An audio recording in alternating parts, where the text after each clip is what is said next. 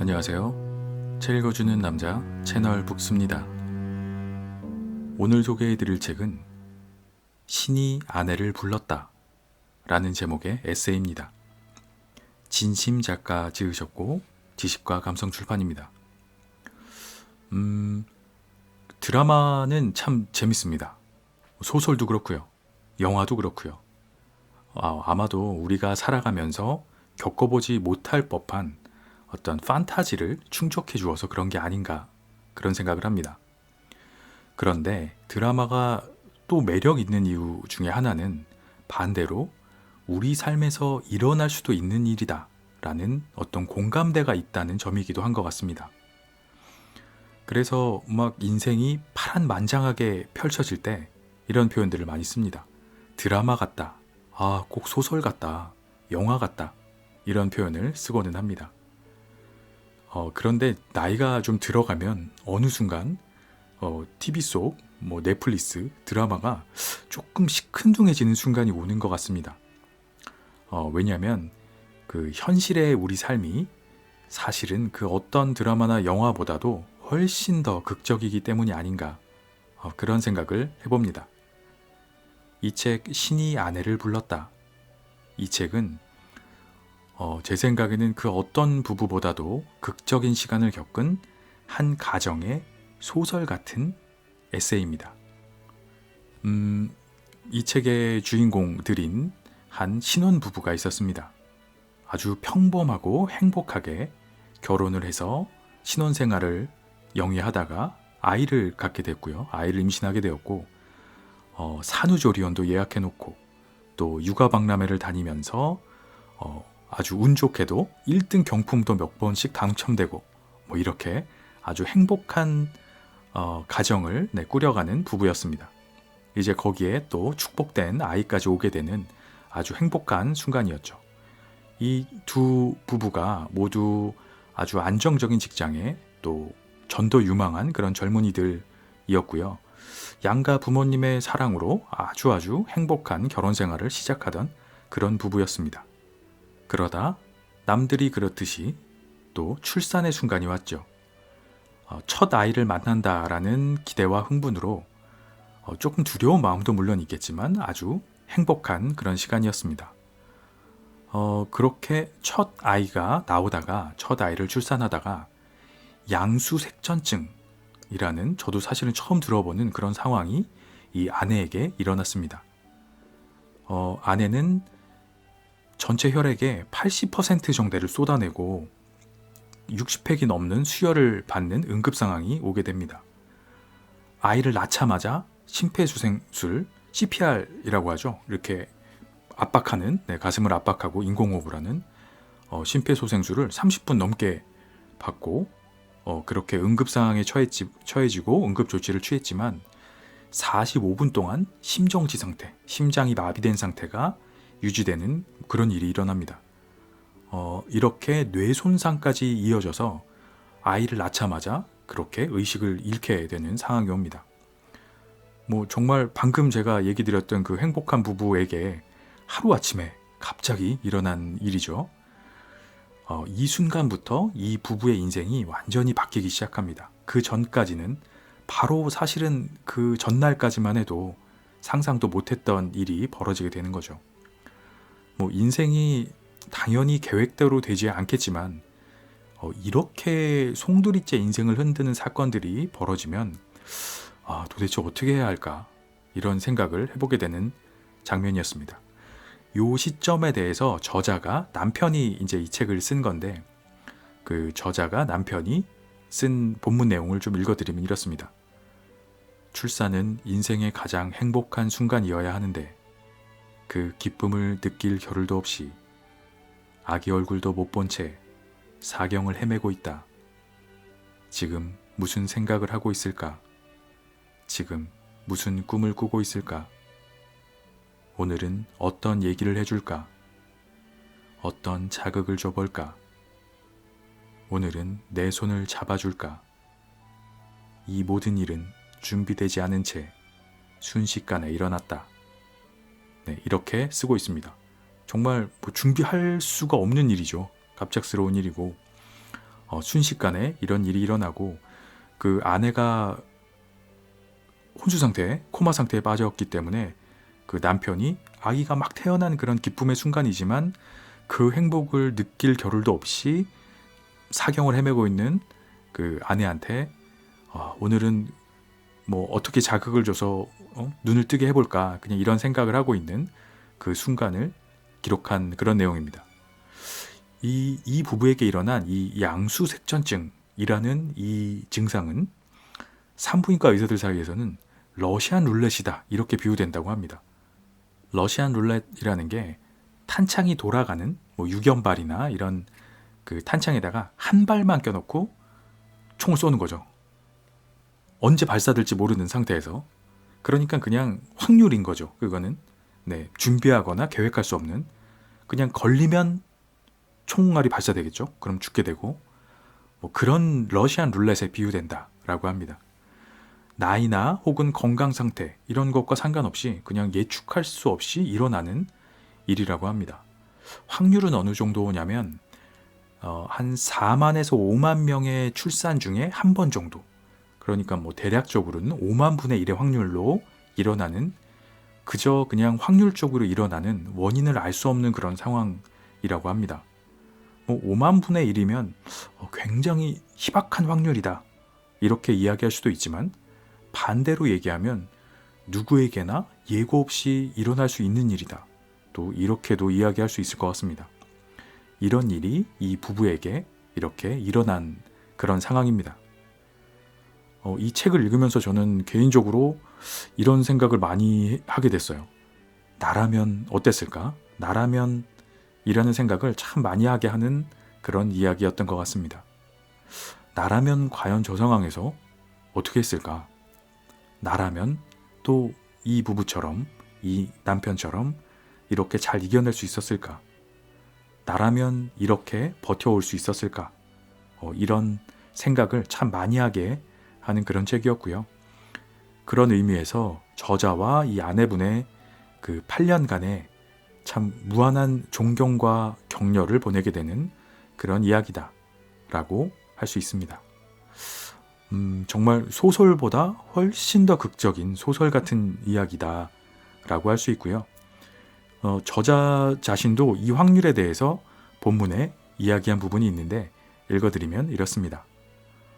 5만 분의 1의 확률 0.002%로 양수색전증이 찾아왔고 20%의 확률로 살아남았고 거기서 20%의 확률로 일상생활을 하고 있으니 어림잡아 0.00008% 125만 분의 1의 확률로 살아가고 있는 우리 아내다.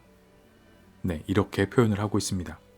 뭐 책을 읽어보시면 아시겠지만 이런 굉장히 희박한 확률들을 계속 뚫고 나가는 그런 과정이 있는데 어림잡아 그 확률이 이 부부처럼 이렇게 될 수 있는 확률이 125만 분의 1, 0.00008% 정도의 확률이라고 합니다.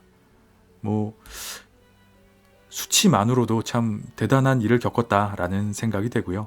또 참 잘 이겨냈다라는 그런 생각도 듭니다. 뭐 일반적으로 소설 같은 경우에는 기승전결이 있죠. 초반에는 그냥 이렇게 이야기가 흘러가다가 상승세가 나오다가 하이라이트가 있죠. 주인공이 어떤 순간에 막 위기에 닥치거나 위기에 빠져내고 그리고 그거를 극복하는 하이라이트를 지나서 결말이 나고 이런 것들이 아주 전형적인 소설의 흐름인데 이 부부의 이야기는 시작하자마자 한두 장 만에 가장 강력한 위기와 고난이 찾아옵니다.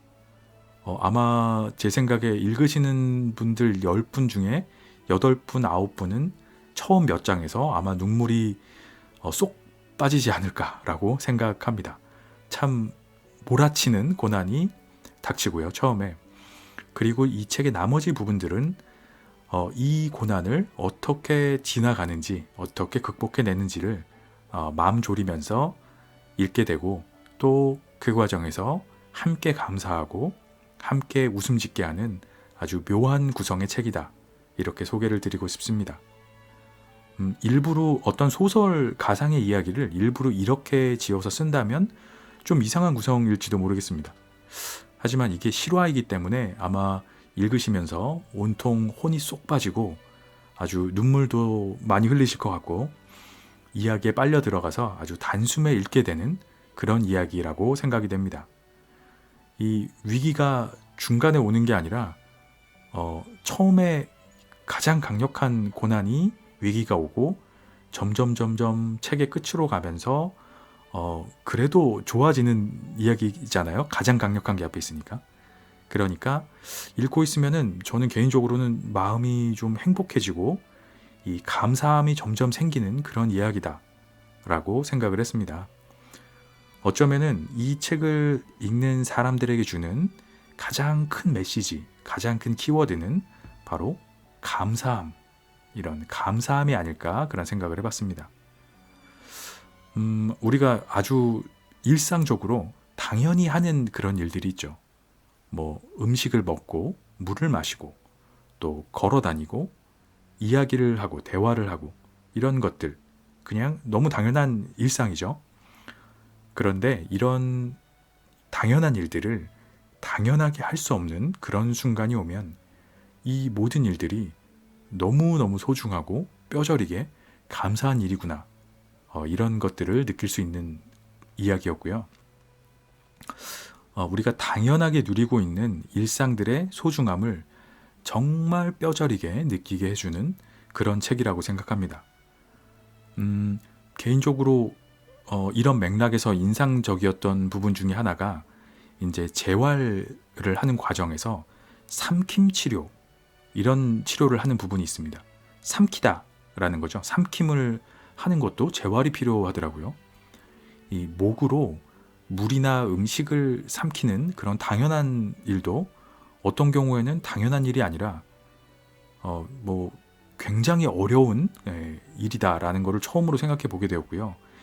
이 삼키는 근육을 재활하는 과정에서 총 5단계로 그 재활된 거를 측정을 하는데 첫 번째 1단계가 요플레 6cc 정도를 삼키는 게 1단계, 가장 쉬운 단계라고 합니다. 6cc면은 그 골라 먹는 아이스크림 가게에 가면은 이렇게 핑크색 티스푼에다가 아이스크림을 하나 떠주죠. 이렇게 한 숟가락 티스푼으로 그 정도가 6cc라고 그래요. 아주 작은 양이죠. 근데 그거를 삼키는 게 안 되는 거죠. 그거를 해내는 게 이제 1단계 삼킴 치료가 재활이 된 거고요. 그게 가능해지면 그 다음 단계가 죽, 그리고 그 다음이 우유, 그 다음이 과자, 이렇게 단계가 발전해 나가고, 그리고 이 최종 단계인 5단계까지 되면은 재활이 됐다, 이제 삼킴 치료가 되었다라고 하는데 그 5단계가 의외로 물이었습니다. 저는 당연히 물이 제일 쉬울 거다라고 생각했는데 이 본문에 있는 부분을 읽어드리면 이렇습니다. 1단계 6cc 요플레 통과, 2단계 3cc 9cc 죽 통과, 3단계 3cc 우유 통과, 4단계 과자, 5단계 물컵은 통과하지 못했지만 그래도 대단한 발전이다. 삼킴에도 단계가 있다. 요플레가 제일 쉽고 그 다음이 죽, 우유, 최종 단계가 물컵으로 물을 벌컥벌컥 마시는 것이다. 물을 마시는 것이 삼킴 단계 중에 제일 어려운 행위라는 걸 나는 이때 처음 알았다. 이렇게 써 있습니다. 저도 처음 알았고 사실 대부분의 사람이 그럴 것 같습니다. 물을 벌컥벌컥 마시는 게 제일 어려운 삼킴 단계라는 거. 물을 그렇게 벌컥벌컥 마시는 게 그만큼 어려운 일이라고 합니다. 갈증이 날 때 시원하게 물 한 잔 정말 벌컥벌컥 마시는 일이 얼마나 소중하고 감사한 일인지 평소에 저를 포함해서 아마 대부분의 분들이 단 한 번도 생각해 보지 못한 일이 아닐까 생각을 합니다. 이 책을 읽고 나니까 괜히 물 한 잔 시원하게 마시고 싶어지기도 하고요. 이 물 한 잔이 주는 행복이 얼마나 크고도 감사한 일인지 처음으로 깨닫게 되는 그런 장면이었습니다. 당연하다고 생각하던 일들에 대한 감사를 생각하게 하는 이야기라고 생각이 됩니다. 그런 의미에서 저는 개인적으로 이 책을 그 모든 사람에게 권하고 싶은 이야기다 라고 생각해 봤습니다. 이 책을 읽고 나면 지금 내가 처한 상황이 그냥 너무 당연하고 뭐 특별할 것 하나도 없는 별 볼 일 없는 상황이다 이런 게 아니라 하나하나가 다 얼마나 감사한 일들인지 깨닫게 될 거라고 생각이 됩니다. 그리고 혹시라도 어떤 종류든지 어떤 이 고난의 시기를 겪고 계시는 분이라면 위로와 공감을 얻으실 수 있는 이야기다. 이렇게도 생각이 됩니다. 만약에 자신의 삶이 행복하지 않다라고 느끼는 분들이 계시다면 저는 개인적으로는 꼭 한번 읽어보셨으면 좋겠다 라는 추천을 드리는 책입니다. 정말 강력하게 추천드리는 책이고요. 이 본문에서 저자가 행복에 대해서 아주 짧게 이야기하는 그런 부분이 있는데 이렇습니다. 가끔, 이따금, 아니 자주 요즘은 이만하면 행복하다는 생각이 들기도 한다. 행복이 뭐 별건가? 세 식구 모여서 치킨 하나 뜯어 먹으면 그것이 행복이지 않은가? 네, 이렇게 이야기를 하고 있습니다. 책을 읽어보시면 아시겠지만 이 세 식구가 모이는 데까지도 굉장히 오랜 그 고통의 시간이 있고요. 뭐 행복이 뭐 별건가? 이렇게 이야기를 하는데 이 파란만장한 시기를 겪은 저자의 이 말이 참 많은 울림을 준다 이런 생각을 했습니다. 저 개인적으로도 굉장히 오랜만에 인생에 아주 큰 파장을 주는 책 중에 하나다라고 생각이 되었고요. 저 스스로도 다시 한번 그 모든 일에 감사하는 삶을 살아가야겠다 이런 생각을 아주 자연스럽게 하게 되었습니다. 그렇게 생각하고 둘러보니까 정말 참 감사한 일들 뿐이더라고요. 실제로 참 그 이 책의 기적이라고 생각이 되는데 갑자기 인생이 행복해지는 그런 책이라고 생각이 됩니다. 그런 이유로 모든 분들에게 한번 꼭 읽어보시라고 강력하게 추천드리는 책이고요. 보통 제가 본문을 조금 한 10분에서 15분 사이로 읽어드리는데 이 책은 조금 짧게 읽어드리려고 합니다. 본문 내용은 그 최대한 스포가 되지 않도록 조금 읽고 개인적으로는 꼭 한번 읽어보시기를 강력하게 추천드리는 아주 좋은 책입니다. 인생을 감사하고 행복하게 만들어주는 책이다 라고 추천드립니다. 신이 아내를 불렀다. 진심, 지식과 감성. 책을 쓰며.